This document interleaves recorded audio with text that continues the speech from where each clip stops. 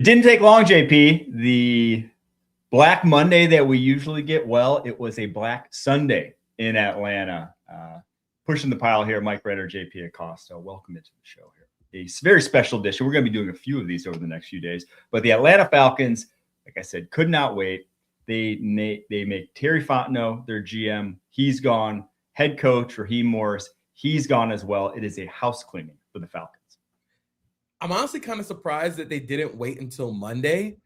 It's honestly a little funny that they finished 8-9, technically tied for the division lead. They also tied with the Bucks and the Panthers for the record in the conference at 3-3, and they're probably, maybe, I'm not completely sure, but they're one of the only teams in the division that are going to be firing their GM and head coach. It is unbelievable because, I mean, usually, like, as much as we say it probably doesn't matter that they won 4 straight, it's probably not super indicative of where you're going to be long term. Usually it feels like owners give deference to, especially head coaches, if they finish the season strong.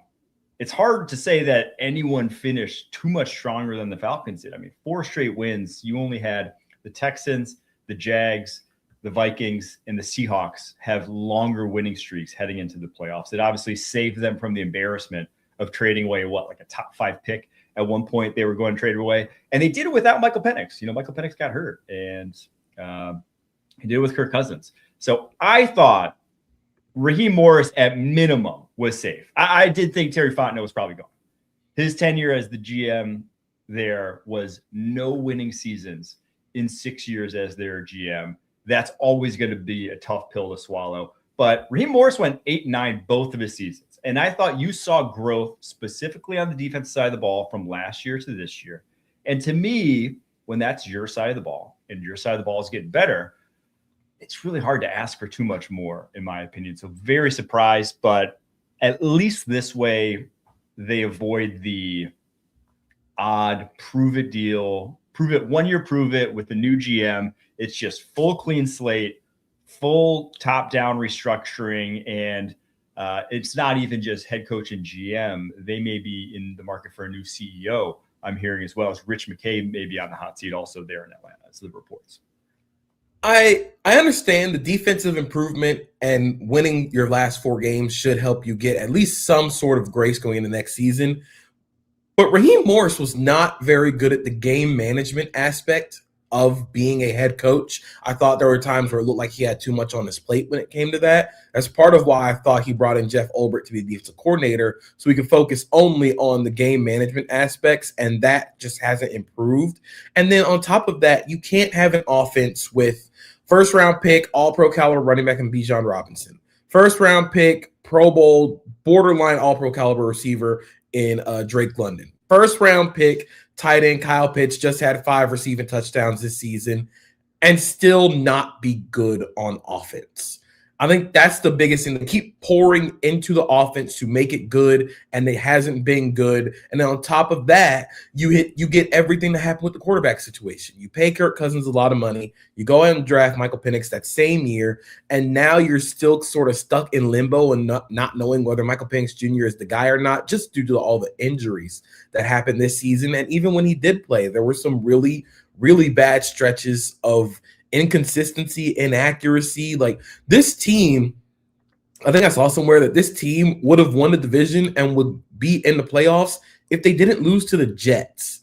And that's kind of what we're talking about when it came to Raheem Morris and Terry Fontenot. Like, a talented team, but they've been undone by the coaching miscues at every step of the way.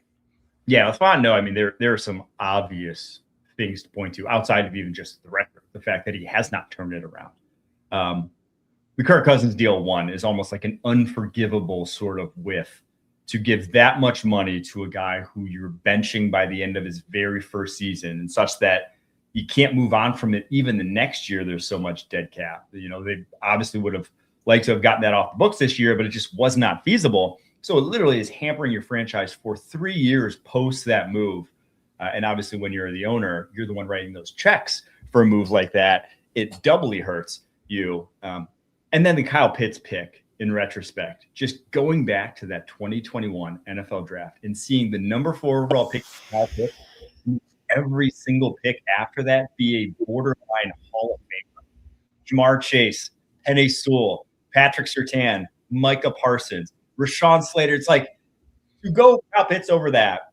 And I get at the time, it wasn't the craziest selection, but that is going to be on your resume forever. And that just like the impact he makes on a football field versus the impact those guys make on a football field. That's why they're not in the playoffs. Like that pick, you can trace right back to that. They have any of those other guys, they're in a completely different situation. And you could argue for Fontenot, like he might have been able to save himself with this draft class. Getting Xavier Watts was a huge steal. Jalen Walker looks like a franchise cornerstone. James Pierce at least looks like a quality designated pass rusher. You're not giving the Rams a top 10 pick like we thought they would be in the middle part of the season. But like you said, the Kyle Pitts pick, I think you go back to the Penix pick where I think Michael Penix Jr. is pretty good. I think he can be, but the fact that we still don't know yet, even though you went out and signed Kirk Cousins, you went out and drafted Michael Penix, and now you don't know if either of them are going to be your starting quarterback within the next 2 to 3 years. It's a really, really tough spot to be in, and it makes sense why you don't keep either of these guys. All right, we're going to take a quick break. When we come back, we're going to discuss where the Falcons rank in terms of openings for head coach and GM across the NFL and who we'd like to see fill those positions for them. You can't count on accurate expiration dates. No, that is a rookie mistake. Or the kindness of strangers. But thanks to CBS Sports, you can always count on Sundays with the NFL on CBS and Paramount Plus. All right, so as it stands right now, and again, this is Sunday night, we only have Giants, Titans, Falcons as the head coaching openings. We assume there's going to be a handful more that come tomorrow, but as it stands right now, of those 3, which one do you think is the most attractive opening? Where do the Falcons rank in that? I honestly kind of think if you're ready to win now, I kind of think the Falcons are number 1. I mean, if you're able to retain Jeff Ulbrich, who has done wonders with that defense, and you have a really young ascending core of defensive players, like we said, Jalen Walker, AJ Terrell has been good. You have Divine Diablo, Xavier Watts, Billy Bowman was playing well before his Achilles injury. You have a bunch of ascending young defensive players and an offense with stars already about to hit their prime.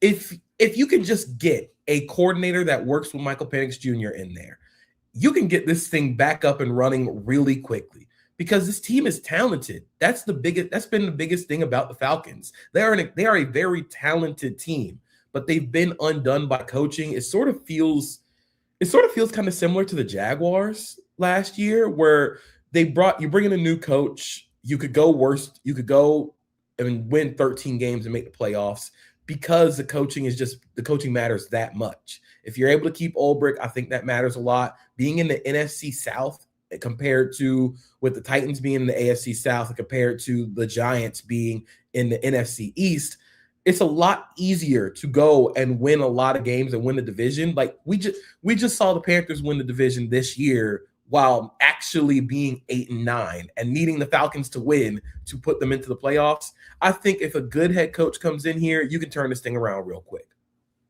See, my only worry, if you are a GM going to Atlanta, I guess not only worry, but I have 2 worries. One, it's Michael Penix and his injury history. And I think that's like similar with the Giants now and all that Jackson Dart went through in his rookie year. It's like you have a quarterback that is really teetering on in terms of, do you know he's going to be there? And do you know he's going to be effective, truthfully, given what we saw from the season? So like there's big questions at quarterback. And also currently, as it stands in 2026, the Atlanta Falcons are over the salary cap. They are not in a great spot to remake this roster in your image. I would, truthfully, of these 3, and this is just someone who grew up, playing Madden, playing NCAA football, and like having that approach and doing like, franchise mode. The Tennessee Titans have the most cap space in the NFL. You got Cam Ward already, who I believe in wholesale. That to me would be the most attractive if I'm a GM. And now, given the way ownership has handled things in Tennessee, maybe not. But that's like kid in the candy store for me. You get to any free agent you want. You got a top 5 pick in the draft. Like, it's really up to you to make this roster what you want. Whereas in Atlanta, you're going to have a lot of difficult conversations, some easy ones, like cutting Kirk Cousins, but like a lot of difficult ones going forward about how we best address this roster, even if it probably is the closest to, say, competing for a Super Bowl right now. I think with the Titans and even with the Giants, like, I can see why they both be like top contenders for best job opening right now. But I think you have to consider that the GM spot is already filled. You're not bringing in somebody that you already know. You're not completely cleaning slate. You are working under Mike Borgonzoni for the Titans. And then if it's the Giants, you're still working with Joe Shane, who hasn't exactly been great in his time as GM. So you're kind of strapped to somebody who also is a lame duck GM, and pairing new head coach, lame duck GM never really works. That's why you always see teams just go ahead and clean everything out, because you always end up in this cycle of fire head coach, keep GM, fire GM, keep head coach, and that never ends. So I think with the Titans as well, they're just so far away at every other spot. Like, you're not wrong. I mean, it's you have a quarterback, great. You have a defensive tackle, Jeffrey Simmons, going to be an all-pro this year. Outside of that, you don't have many NFL caliber players on the team. I would argue you have a good guard position. Now, it took 2 top 10 picks to get that good guard position, because I'm calling JC Latham a guard here, but I would argue you have a very strong guard position. That there's a building block. I have a guards and a quarterback. I mean, you play with that. Guard, you have 2 guards potentially if Latham moves the guard. But you're also contending with the fact that you paid Dan Moore a lot of money to be a bad tackle. And then your leading receiver this year was Kamire DK, who is a fun player, but not a wide receiver 1 or a wide receiver 2 in that case. So you're going to need to go in thinking you need at least 2 more receivers. You need another tackle. You need pass rush help. You need secondary help. You got to do something with all the big contracts that you gave out. Calvin Ridley might not be here next year. There's just a lot of just cutting the cord that's going to have to be done in Tennessee. And even then, it's going to be real bad before it gets real good again. Yeah, and for every 2025 Patriots free agent success story where seemingly a lot of the moves turned to gold, you have I guess we'll see actually long term with the Patriots, but you have 2017 Jags, where first year awesome after the spending spree, every other year after that disaster trying to keep that core together. So yeah, it's usually easier said than done to rebuild a roster that depleted. Last note here, Atlanta Falcons, rumors of Matt Ryan, our coworker here at CBS Sports, getting a major front office job in Atlanta, or in contention for a major front office job. Doesn't sound like GM though. I think the report I read was that it's similar to the role of, I'm blanking on who it is in Detroit. Chris Spielman. Chris Spielman. Yes, Rick Spielman's brother in Detroit. And what he does there is kind of like an overseer of everything. What do we think about that? It would be fun. I mean, coming from the perspective of, as a Jaguars fan, Tony Baselli is in the Jaguars front office. It's the first year he's in the front office, provides a different perspective. I think that'd be really cool. It also sort of leads to looking through some tea leaves for who could potentially be coming in as head coach if Matt Ryan is going to come on and serve in a front office role. The first name that comes up, obviously, is going to be Jeff Hafley. There's the obvious connection of Boston College. There's connectivity there. There's connective tissue.